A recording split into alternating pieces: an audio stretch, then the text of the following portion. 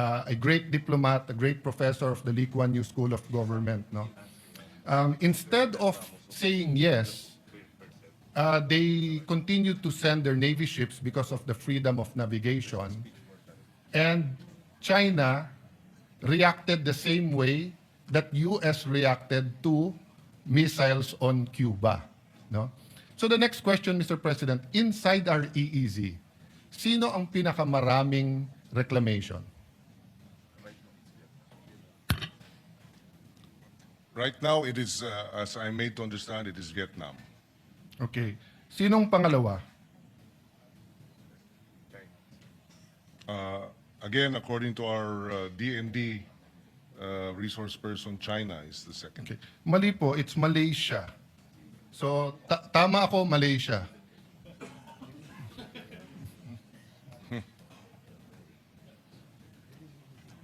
Kasi, Malaysia has 5. Well, if he considers the one by Taiwan because of the one China policy, then tied ang Malaysia at saka China. May I know if militarized etong mga nireclaim ng Vietnam at saka ng Malaysia?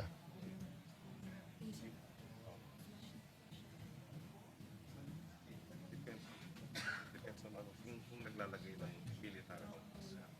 Yung sa Vietnam, they are also military. Yes,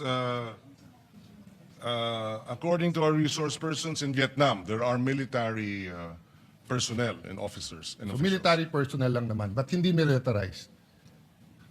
Well, yes, not in the context or not. In the context of the Chinese. Yes, not in the relative to. Okay. Ang Malaysia po. Sa Malaysia, sir, may military and then they also a civilianized island. Similar. They have the military, but they also have civilianized islands, Mr. President.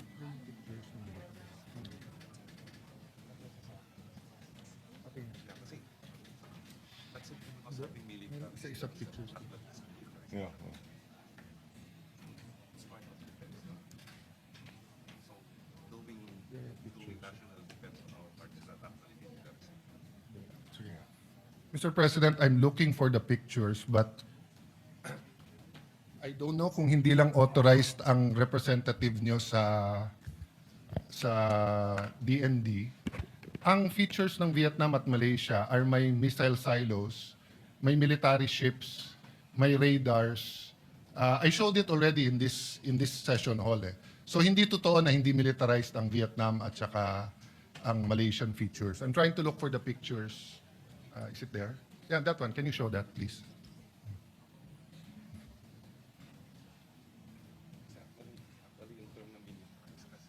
Nasa part 2. Oh. Mr. President, during the time of President Duterte, while they're readying the pictures, parating inuulit-ulit ni Justice Carpio, pag hindi ka nag-protest, malulusaw, I don't know his exact term, pero maapektuhan daw claim natin. Did you hear that noise during that time? I may have picked it up, Mr. President. Yes. I don't know. I'm not sure exactly when he Yes, said that. he- But he- there were a number of Yeah, times. he yes. together with many advocates kept on saying, whether I was foreign minister doon o hindi, na pagka hindi ka nag-protest, parang sa atin sa domestic law, di ba, na parang pag 30 years, yung lupa, walang titulo, uninterrupted, walang nag-claim, nagkakaroon ng laches o na-estopel ka. Is there a personnel from DFA here? Yes. Yes. Maybe we'd like He to get... probably used to work for you. Yeah. So let me ask that question. Is the principle of estoppel or of laches applicable to what we are contesting or what we are fighting for in the South China Sea? So tama ba si Justice Carpio na pag hindi tayo nag-protest, mawawala yan?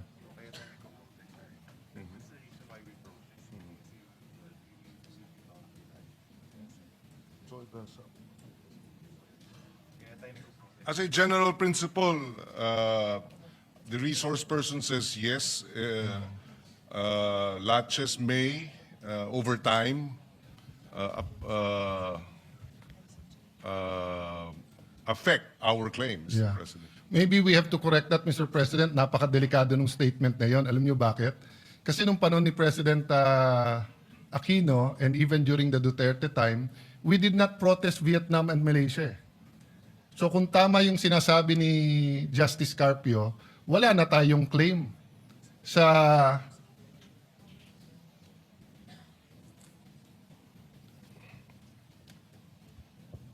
sa 38 features ng China na clinic-claim nila, ang nasa loob ng EEZ natin 4, sa 24 na clinic-claim ng Vietnam, nasa EEZ natin 11, tapos yung Malaysia may 5, Taiwan, yung Ito Island, nasa loob, hindi natin pre-notice yun, Mr. President.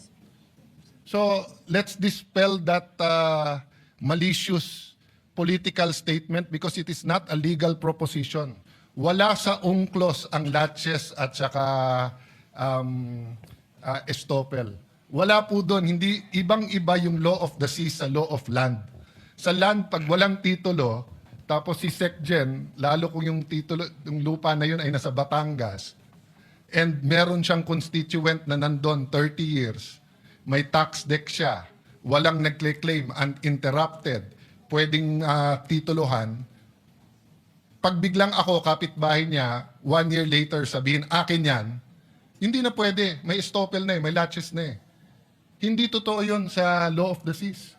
Kahit 1,000 taon, kahit bumangon yung mga mummies at dun sa mga pyramid sa Egypt, atin pa rin yun. No, Mr. President? I mean, we don't have to debate it today, courtesy if the DFA wants to answer that. But if that is their answer, and that wasn't their answer to me when I was secretary, because I asked everyone in DFA, I asked them, kung tama si Justice Carpio at hindi nag-protest during the time of President Aquino, we will file the protest now. Sabi, sir, hindi kailangan. At saka, sir, pag nag-protest ka sa Vietnam at Malaysia, tayo magkakampi ngayon kasi mas malaki ang China. Tayo sa ASEAN ang nag-uusap-usap. So hindi naman pwedeng iba yung rule sa China, iba yung rule sa Malaysia at Vietnam. In terms of legal, Mr. President. In terms of legal, that's correct. In approach, In terms of realities, yes, we do have in to... certain realities, like for example, the water cannons, di ba? Yes. Yes. Yes. So, Mr. President, ito example, Hison Reef. My eyes isn't as good as it used to be, but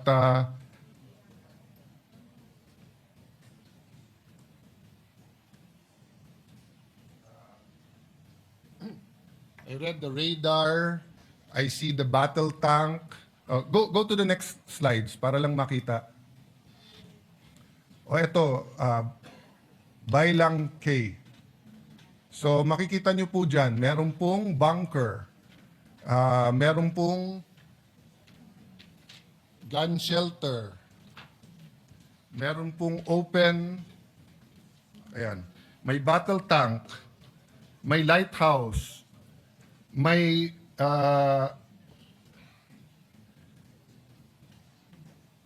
speedboats, may pier. Next slide. The Sincoe East Reef, if I'm pronouncing it right, ha? Meron tong 3-sweep twisted blade turbine for power. May battle tank. May 12.7 mm HMG, concrete bunkers. At the time I got this and President Duterte allowed me to show it, ongoing pa yung construction nila. Next, Vietnam, Pugad Island. Sa Pugad Island, may battle tank, may anti-aircraft artillery. So let me ask the DND representative, through of course you gentleman, ang mga airplano ba natin, helicopters or Coast Guard, dumidikit sa mga island ng occupied ng Vietnam?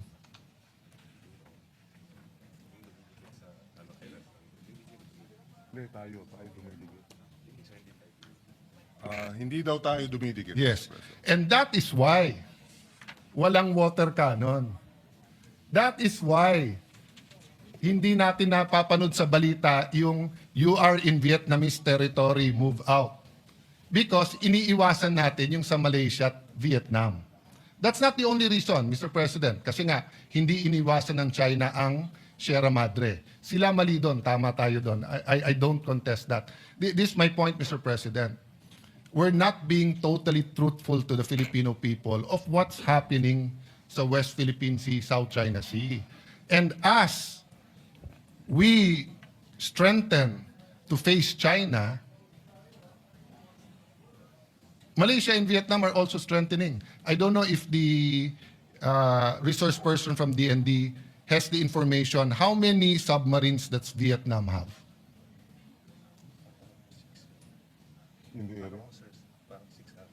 There are a number Yes. of And how many does Malaysia have? also. There I'm are, sorry, sir. I know you don't have it offhand, but enough to say na marami. How many Philippines has? Except, hindi kasama yung kay Chabit na submarine na ginagamit niya sa Ilocos, ha? How many submarines does the Philippines have? according to the DND, we have no submarines, Okay. Mr. President. So in long story short, we don't really have a strategy except the transparency strategy against China, but more so, we don't have that concrete strategy against Vietnam and Malaysia. Although we're friendly, Vietnam and Malaysia, as seen in all of this, have a strategy against the Philippines. In this last one, tignan mo po yung Quay. Tignan nyo po yung landingan nila, no? Dun sa Pugad Island, Let's go very fast with your permission just to show you yung Malaysian. Let's go to the Malaysian. Ayan. So yan ang example po. Oh. May runways na rin sila. Next slide.